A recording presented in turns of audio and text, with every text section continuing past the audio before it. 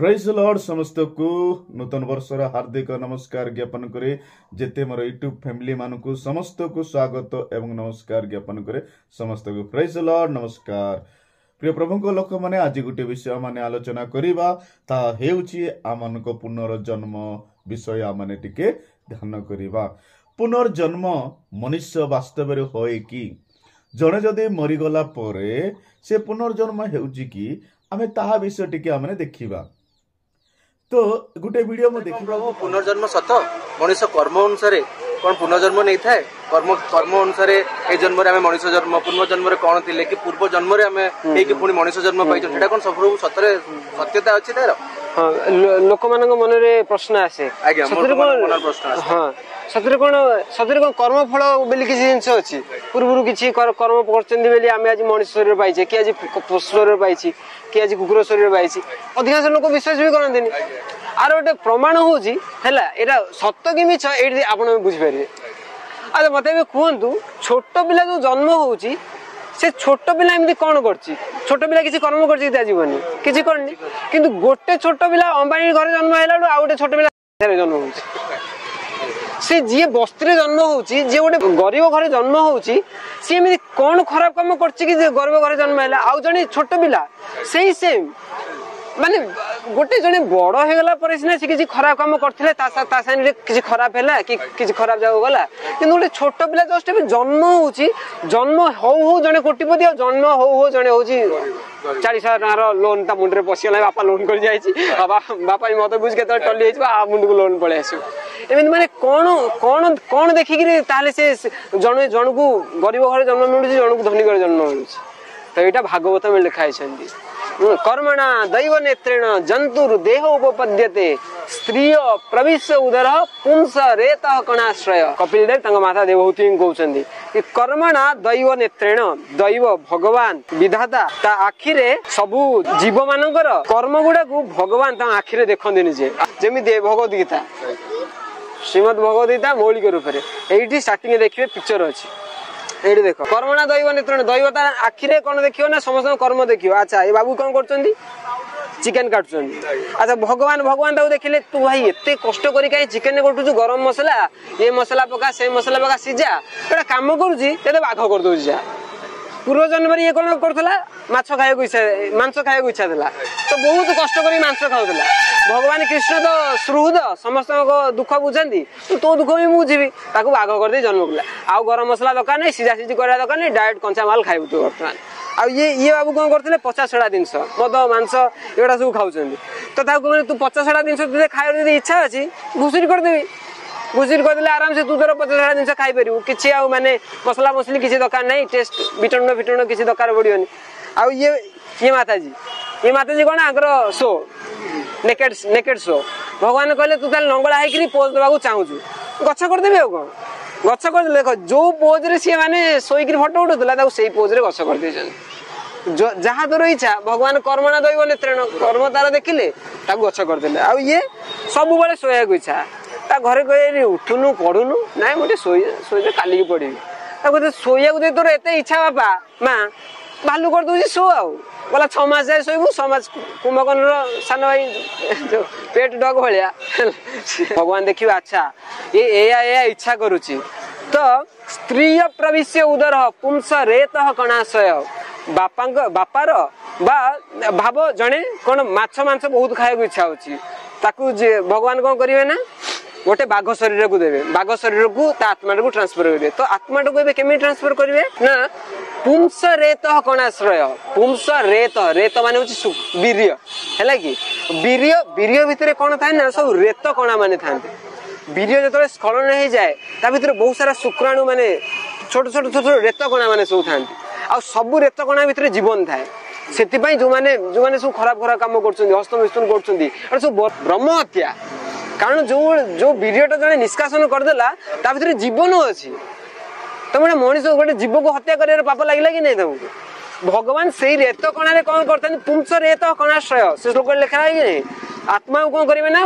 वीर्य रे पुरेबे मार गर्भ भितरे आत्मा बसेनी वीर्य भितरे भगवान आत्मा को पुरांती से वीर्यटा जतो बेले मां गर्भ को जाय थाए बहुत सारा रेतकणा माने थांती ता भितर जे सबुठ शक्तिशाली होता है सी पूरा सब किसी मार पेट भितर एंजाइम मान को काटिकी सी जाकि डिम्बकोश पाखे पहुंचता है तापर फर्टाइलाइजेशन स्टार्ट होता है तापर कौन गोटे रेतकणा सी गोटे मनीष हो बाघ हो बिले हो आर आकार नहीं था तो ये जो बाघ शरीर मिलूँ बिले शरीर मिलूँ कि आमको आज मनीष शरीर मिली कौन पाई पूर्वर कर्म पाई किए भल कर्म करथिला ताको आज गोटे भल घर जन्म मिलुछि किए खराब काम करछि ताको आज गोटे खराब जगह जन्म मिलुछि तो ये सब कौन होछि ना आमर पूर्व कर्म नहीं आउ एमिति हमर केते जन्म बीती गलानी शंकराचार्य कहउछन्ती पुनरपि जननम पुनरपि मरणम पुनरपि जननी जठरे शयनम यह संसारे बहु दुस्तारे कृपया पाहि त्राहि मुरारे भज गोविंदम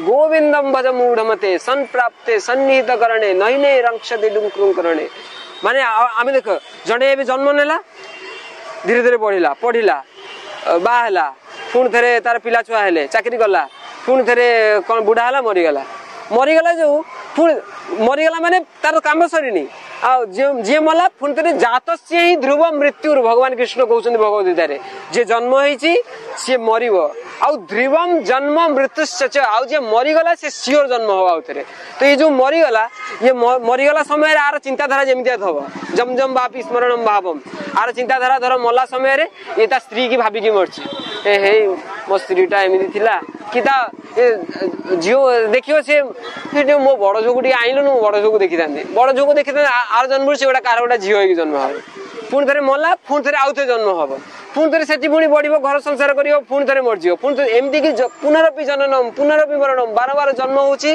बारंबार मरुची पुनरपि जननी जठर शयनम बारंबार मार गर्भ जाकि शयन कर से कुकुरी माँ होता कि घुसुरी माँ होता कि मनीष माँ होता एमती अलग अलग जोनि जाकि भ्रमण करुची किंतु बहुनाम जन्म नाम भगवान कृष्ण कहते ताले आदर केमती जने मुकुलिबो ना बहुनाम जन्म नामंते ज्ञानवान माम प्रपद्यन्ते एमिति बहुत सारा जन्म बीतिला परे जे प्रकृति रे ज्ञानी पुरुष माम प्रपद्यते से मते मो भक्ति करिवो मो पाखु आसीबो इस्कन मंदिर आसीबो वासुदेवम सर्वमिति स महात्मा सुदुर्लभम भगवान कृष्ण कहउछन्ती कि सी दृढ़ संकल्प शक्ति आसीबो बहुत सारा जन्म बीतेला परे कि वासुदेवम सर्वमिति कृष्ण ही होउछन्ती भगवान तांकोनी मोर शरण जीवार अछि बहुत सारा मोर जन्म हो गला बहुत मु जॉब कर देली बहुत मु बाहे गली बहुत कोन पैसा पत्र इनकम कर देली एई थरक मते कोन कहवार अछि कृष्णकर भक्त हवार अछि हरे कृष्ण कृष्ण कृष्ण हरे हरे हरे राम राम राम हरे हरे यही मंत्र जप करार अच्छे आ भगवान पाखु फेरी जीवार अच्छे आ जी एमती न जानी पार पुणी थे जन्म मृत्यु चक्र घूरी चलो पुणी थे बाहा पुणी थे बिजनेस करमती चलती तार रिपिटेशन बाथ एंड डेट चलती बुझिपारे ना कौन जो कि आम इस्कन बाबा कहते जड़े मनीष मरीगला पुनर्जन्म हो पारे आउ से भगवत गीतारे से देखौछन्ति जड़े मनीष जड़े जन्म क्यों प्रकार होउची ताहा से देखौछन्ति सेटारे इस्कन बाबा देखौछन्ति जड़े कर्म करिबा द्वारा क्यों कर्म करिबा द्वारा जदि जड़े चिकेन काटुची तेबे से ताकू कौन करुछन्ति आर जन्म रे ताकू कौन करी केमती जन्म हेबाकू पड़ुची ताकू भाग हेकी जन्म हेबाकू पड़ुची बोली से कहउछन्ति जड़े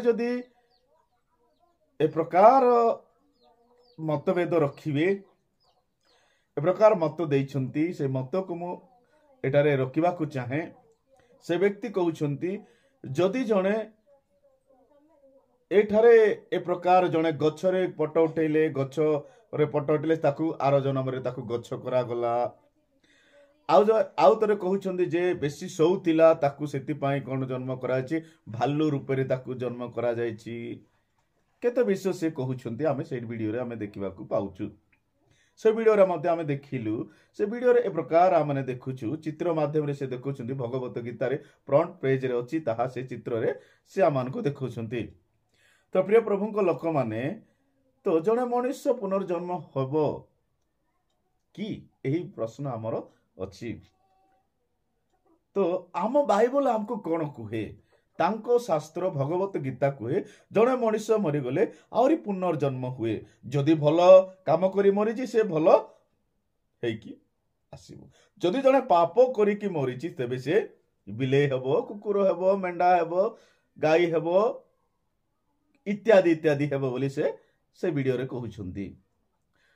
କିନ୍ତୁ ଆମ ବାଇବଲରେ ଜଣେ ମରିଗଲା ପରେ ସେ ପୁନର୍ଜନ୍ମ ହେବ କି? ଆମକୁ ଏଇ ବାଇବଲ ଆମକୁ କଣ ଶିକ୍ଷା ଦଉଛି ଆମେ ବାଇବଲରେ ଟିକେ ଦେଖିବା। ଆମ ବାଇବଲ ଆମକୁ ଏହା ଶିକ୍ଷା ଦିଏ ଯେ ମଣିଷ ଥରେ ମରିଗଲା ପରେ ଆଉ ପୁନର୍ଜନ୍ମ ହିଁ ନାହିଁ ବୋଲି ଆମକୁ ପ୍ରମାଣ ଦିଏ। ତେବେ ଆମକୁ ପ୍ରମାଣ ଦରକାର ଅଛି। ଏବେ ଆମର ଖ୍ରୀଷ୍ଟୀୟ ସମାଜରେ ମଧ୍ୟ କେତେ ଆମେ ଦେଖିବାକୁ ପାଉଛୁ, ଆମେ ଖ୍ରୀଷ୍ଟୀୟ ସମାଜରେ ମଧ୍ୟ କେତେ ଲୋକ ଆମେ ଦେଖିବାକୁ ପାଉଛୁ ଜଣେ ମରିଗଲା ପରେ ଆଉ ଜନ୍ମ ହେବ ବୋଲି କେତେ ଲୋକ କହୁଛନ୍ତି। ଆଉ କେତେ ଲୋକ ବାଇବଲ ଯେଉଁମାନେ ଅଧ୍ୟୟନ କରିଛନ୍ତି, ଯେଉଁମାନେ ବାଇବଲ ପଢିଛନ୍ତି, ସେମାନେ ଏ ବିଷୟକୁ କହି ନାହାନ୍ତି। ପ୍ରିୟ ପ୍ରଭୁଙ୍କ ଲୋକମାନେ, ମୁଁ କହିବାକୁ ଚାହେଁ ଆପଣମାନଙ୍କୁ, ଏଇଠାରେ ଆମେ ଆଜି ଦେଖିବା ଜଣେ ବାସ୍ତବିକ ଜଣେ ମୃତ୍ୟୁ ହେଲା ପରେ ପୁନର୍ଜନ୍ମ ହୁଏ କି? ଯଦି କର୍ମ ଉତ୍ତମ କର୍ମ କରିଥିବ, ଆମ ବାଇବଲ ଆମକୁ ପ୍ରକାଶ କରେ ଯଦି ଉତ୍ତମ କର୍ମ କରି ସେ ମରିଥିବ ତେବେ ସେ ସ୍ୱର୍ଗ ରାଜ୍ୟ ଥିବ। ଯଦି ଜଣେ ପାପ କରିକି ଅଧର୍ମ କରିକି ଛଳନା କରିକି ଯଦି ଜଣେ ମୃତ୍ୟୁ ହେଇଥିବ ତେବେ ସେ କୁଆଡେ ଯିବ? ନରକକୁ ଯିବ। ତେବେ ଜଣେ ନରକକୁ ଗଲାବେଳେ ଆହୁରି ପୁନର୍ଜନ୍ମ କେମିତି ହେବ ଆମ ବାଇବଲ ଆମକୁ ପ୍ରକାଶ ଦିଏ। ଏଭଳି ପୁସ୍ତକ ଆମେ 9 ଅଧ୍ୟାୟରେ ତାର 27-28 ପଦକୁ ଆମେ ପଢିବା। ଆମେ ଏଠାରେ ଏ ପ୍ରକାର ଲେଖା ଅଛି, ମନୁଷ୍ୟମାନଙ୍କ ନିମନ୍ତେ ଯେପରି ଥରେ ମାତ୍ର ମୃତ୍ୟୁ। ହାଲେଲୁୟା। ଏଠାରେ ମୁଁ ଇସ୍କନ ବାବାଙ୍କୁ କହିବାକୁ ଚାହେଁ ଯେ ଜଣେ ମଣିଷ ମଲା ପରେ ଆହୁରି ପୁନର୍ଜନ୍ମ ହେବ କି? ନାଇଁ। ଆମ ବାଇବଲ ଆମକୁ କହେ ମନୁଷ୍ୟମାନଙ୍କ ନିମନ୍ତେ ଯେପରି ଥରେ ଆକା ମୃତ୍ୟୁ, ଆଉ ଥରେ ମୃତ୍ୟୁ, ଆଉ ମୃତ୍ୟୁ ନାହିଁ। ଥରେ ମାତ୍ର ମୃତ୍ୟୁ, ଆଉ ତାପରେ ବିଚାର ନିରୂପିତ ଅଛି। ତାପରେ ଯୋଉ କର୍ମ ସେ କରିଥିବେ, ଯୋଉ ବିଷୟ କରିଥିବେ, ସେଇ କର୍ମ ତାକୁ କଣ କରିବ? ତାକୁ ବାନ୍ଧିବ। ତେବେ ଇସ୍କନ ବାବା ମତେ କୁହନ୍ତୁ, ଆପଣ ଆହୁରି ମଣିଷ କି ପ୍ରକାର ପୁନର୍ଜନ୍ମ ହେଇପାରିବ? ମତେ ଟିକେ କହିବେ କି? ତେବେ କେମିତି ଜନ୍ମ ହେଇପାରିବ? ଜଣେ ବିଚାରିତ ହେବ, ସନାଧିପତି ସଦାପ୍ରଭୁ ସମକରେ ଥିବ, ତାକୁ ଆଉ କେମିତି ଯୋଉ ବିଚାରିତ ହେଲା ସମୟରେ ଯଦି ଉତ୍ତମ କର୍ମ କରିଥିବ ତେବେ ସେ ସ୍ୱର୍ଗ ରାଜ୍ୟ ଥିବ। ତ ସ୍ୱର୍ଗ ରାଜ୍ୟର ପରେ ଆଉ ଥରେ ତାକୁ ପଠେଇବେ କି? ନାଇଁ। ତ ସ୍ୱର୍ଗ ରାଜ୍ୟ ଇଗନ ପର୍ଯ୍ୟନ୍ତ ସେ କଣ କରିବ? ପରମେଶ୍ୱରଙ୍କ ମହିମା କରିବ। ଯଦି ସେ ପାପ କରିଥିବ ସେ ଅନନ୍ତ ନରକରେ ସେ କଣ କରିବ? ଦଣ୍ଡ ପାଇବ। ପରମେଶ୍ୱର କହିବେ ଏଥର ଠିକ ଅଛି, ଏଥର ତୁମେ ପାପ କରିଥିଲ, ଆହୁରି ଯାଅ, ଆହୁରି ଯାଇକି ଆଉ ଥରେ କଣ କର? ପାପ କରିବ ବୋଲି ପରମେଶ୍ୱର ଆଉ ଥରେ ପଠେଇବେ କି ଜଗତକୁ? ନାଇଁ। ହେଲେ ଆପଣଙ୍କ ଭଗବତ ଗୀତାରେ ଏ ପ୍ରକାର ଲେଖା ଅଛି କି? ବୋଧେ ମୁଁ ଆପଣମାନଙ୍କୁ ସମସ୍ତଙ୍କୁ ମୁଁ କହିବାକୁ ଚାହେଁ, ଏ ପ୍ରକାର ଭୁଲ ମତଭେଦ ଆପଣ ଦିଅନ୍ତୁ ନାହିଁ, ଯାହା ସତ୍ୟ ମତଭେଦ ଆପଣ ଦିଅନ୍ତୁ। ଆଜି ଅନେକ ଲୋକମାନେ ଏଠାରେ ଭ୍ରମୁଛନ୍ତି ଯେ ପ୍ରକାର ଆହୁରି ମଣିଷ ଜନ୍ମ ହେବ। ଏଥିପାଇଁ ପରମେଶ୍ୱର ସ୍ୱର୍ଗ ନରକ ରଖିଛନ୍ତି।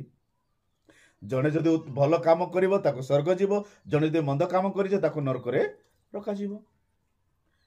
ତେବେ ବାଇବଲ ଆମକୁ ପ୍ରମାଣ ଦିଏ ମନୁଷ୍ୟମାନଙ୍କ ନିମନ୍ତେ ଥରେ ମାତ୍ର ମୃତ୍ୟୁ, ଆହୁରି ମୃତ୍ୟୁ ନାହିଁ। ତାପରେ ବିଚାର ନିରୂପିତ ଅଛି। ତେବେ ବିଚାର ହେବ, ମନୁଷ୍ୟମାନଙ୍କୁ ବିଚାର କରାଯିବ।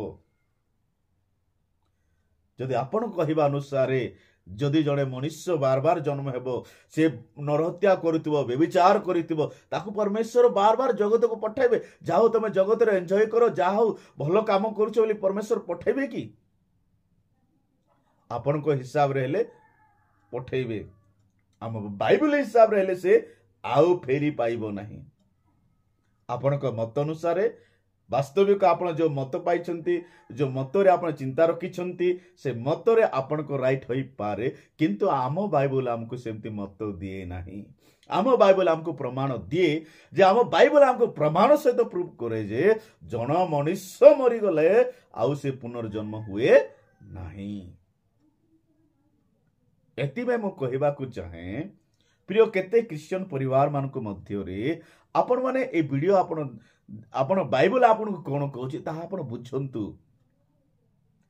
ଅନେକ ବିଷୟ କହିବାର ଅଛି ଏଠାରେ, କିନ୍ତୁ ଆପଣମାନଙ୍କୁ ମାନେ ଛୋଟ ବିଷୟ ଆପଣମାନଙ୍କୁ କହୁଛି। ଆମ ନିମନ୍ତେ ବିଚାର ହେବ। ସେ ବିଚାର ହେଲା ପରେ ତାର କର୍ମକୁ ଦେଖିବା। ଆମେ ଗାଲାତ୍ୟ ପୁସ୍ତକରେ ଦେଖିବା, ଗାଲାତ୍ୟ ପୁସ୍ତକରେ ଆମେ ଦେଖୁଛୁ, ଗାଲାତ୍ୟ ପୁସ୍ତକ ଆମେ କାଢ଼ିବା, ଗାଲାତ୍ୟ ଦେଖିବା, ଗାଲାତ୍ୟ ପୁସ୍ତକ ଆମେ ଗାଲାତ୍ୟ 6ର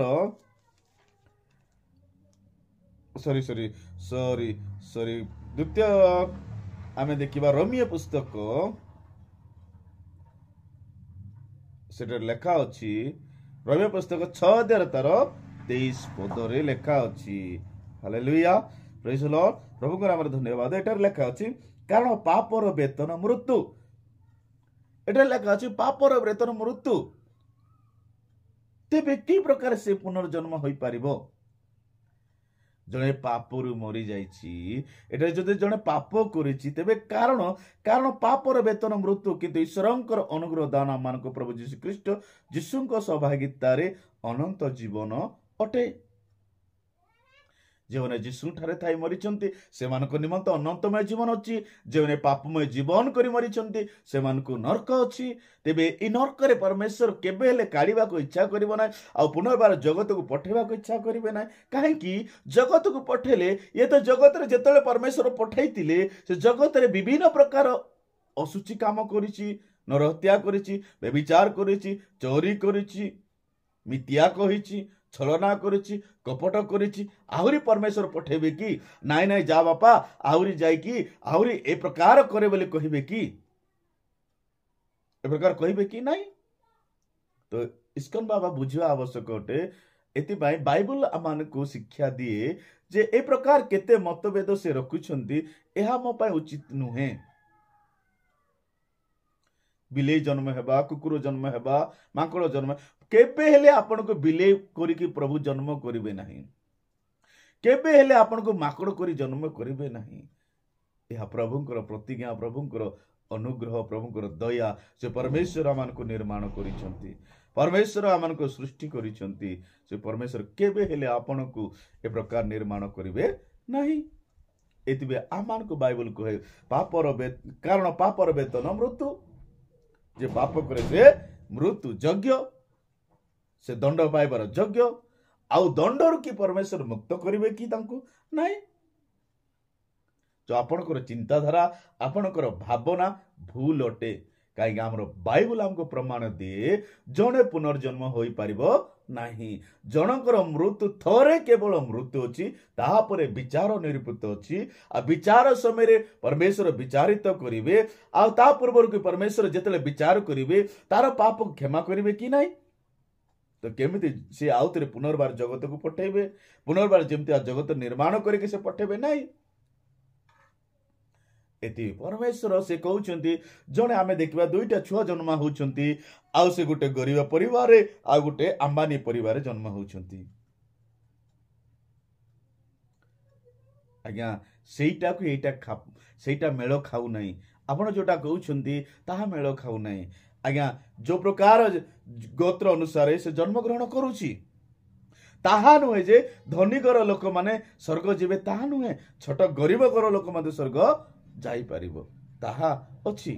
କିନ୍ତୁ ଆପଣ ଯୋଉ ଜନ୍ମ ବିଷୟରେ କହୁଛନ୍ତି, ଜଣେ ପୃଥିବୀକୁ ଆସିବ, ଯଦି ହୁଏତ ସେ ପାପ କରିଥିବ, ଅଧର୍ମ କରିଥିବ, ତେବେ ସେ କେବେ ହେଲେ ସେ ସ୍ୱର୍ଗ ରାଜ୍ୟରେ ପ୍ରବେଶ କରିପାରିବ ନାହିଁ। ସେଥିପାଇଁ ଅନନ୍ତମୟ ନର୍କରେ ତାକୁ ନିପକ କରାଯିବ, ଅନନ୍ତ ନର୍କରେ ତାକୁ ପକାଯିବ। ତେବେ କି ପ୍ରକାର ସେ ଉଦ୍ଧାର ପାଇବ? ଏଥିପାଇଁ ଆପଣଙ୍କୁ ମୁଁ କହିବାକୁ ଚାହେଁ, ଆପଣଙ୍କର କ୍ୱେଶ୍ଚିନ୍ର ଆନ୍ସର ଦେବାକୁ ଚାହେଁ, ଆଉ ଜନ୍ମ ନାହିଁ, ତାପରେ ବିଚାର ନିରୂପିତ ଅଛି। ଏଥିପାଇଁ ବିଚାରରେ ଆମେ ପ୍ରସ୍ତୁତ ହେବା। ଜଣେ ମୃତ୍ୟୁ ହେଲା ପରେ ତାପରେ ବିଚାର ପ୍ରସ୍ତୁତ ଅଛି। ଏଥିପାଇଁ ପ୍ରଭୁ ଯୀଶୁ ଆମକୁ କହୁଛନ୍ତି ଯେ ପ୍ରଭୁ ଯୀଶୁ ଆମକୁ ଶିକ୍ଷା ଦେଉଛନ୍ତି ମନୁଷ୍ୟମାନଙ୍କ ନିମନ୍ତେ ଯେପରି ଥରେ ମାତ୍ର ମୃତ୍ୟୁ ଅଛି ଆଉ ତାହାଙ୍କ ପରେ ବିଚାର ନିରୂପିତ ଅଛି, ସେହିପରି ଆମମାନଙ୍କ ବିଚାର ଅଛି। ବିଚାରରେ ପରମେଶ୍ୱର ବିଚାର କଲା ପରେ ଆମର କର୍ମକୁ ବିଚାର କରିବେ। ଆପଣ କେଉଁ କର୍ମ କରିଛନ୍ତି? ଆପଣ କି ଉତ୍ତମ କର୍ମ କରିଛନ୍ତି କି? ଆପଣ ଉତ୍ତମ କର୍ମ କରିଥିଲେ ପ୍ରଭୁ ଆପଣଙ୍କୁ ସ୍ୱର୍ଗରାଜର ଅଧିକାର କରିବାକୁ ପଡ଼ିବ। ସ୍ୱର୍ଗରାଜ ଅଧିକାର କରିବାକୁ ପଡ଼ିବ। ତେବେ ଏ ପ୍ରକାର ମୁଁ କହିବାକୁ ଚାହେଁ, ଏ ପ୍ରକାର ମତ ଦିଅନ୍ତୁ ନାହିଁ। ଆପଣ କହିବା ଅନୁସାରେ ଲୋକକୁ ଭ୍ରମିବା ଦ୍ୱାରା ଆପଣମାନେ ସତ୍ୟତା ସତ ହିଁ ସତ୍ୟ ଘଟିବ, ଯାହା ସତ୍ୟ ତାହା ହିଁ ସତ୍ୟ ଅଟେ। ଆଉ କେବେ ବି ଯୀଶୁ କହିଲେ ମୋ ପଥ ସତ୍ୟ ଜୀବନ, ମୋ ଦେଇକି ନ ଗଲେ କେବେ ପିତାଙ୍କ ନିକଟକୁ ଯାଇପାରେ ନାହିଁ। ଏତେ ପିତା ସତ୍ୟ ପରମେଶ୍ୱର ଅଟନ୍ତି।